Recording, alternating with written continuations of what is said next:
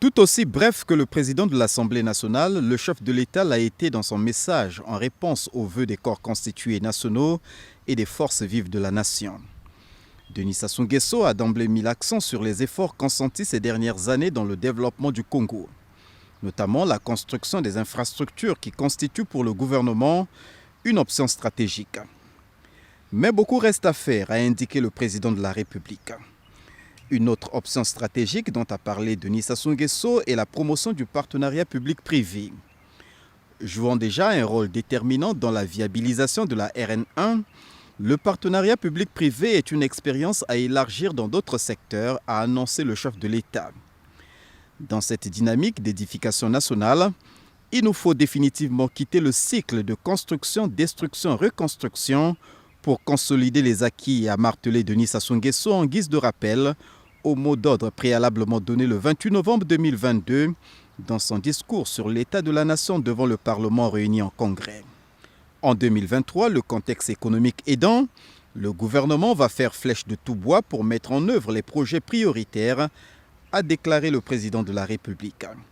L'année 2023 sera décisive dans la mise en œuvre des projets retenus.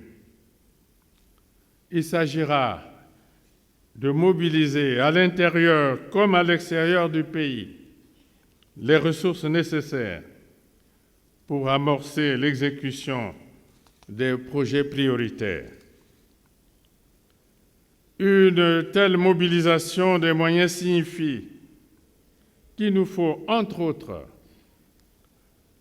convaincre les partenaires techniques et financiers par notre ardeur au travail. La criminalité en milieu juvénile est l'autre axe abordé dans le message du chef de l'État. C'est un problème préoccupant, a relevé Denis Sassou Nguesso, qui a rassuré que l'État assumera pleinement ses responsabilités. Dans cette optique, je demande au gouvernement d'accélérer l'ouverture des centres de rééducation et d'insertion des jeunes, 6 à Aubéville et Bocagna, respectivement, dans les départements de la Bouenza et de la Cuvette. Enfin, 2023 est l'année du renouvellement du Sénat et des conseils consultatifs.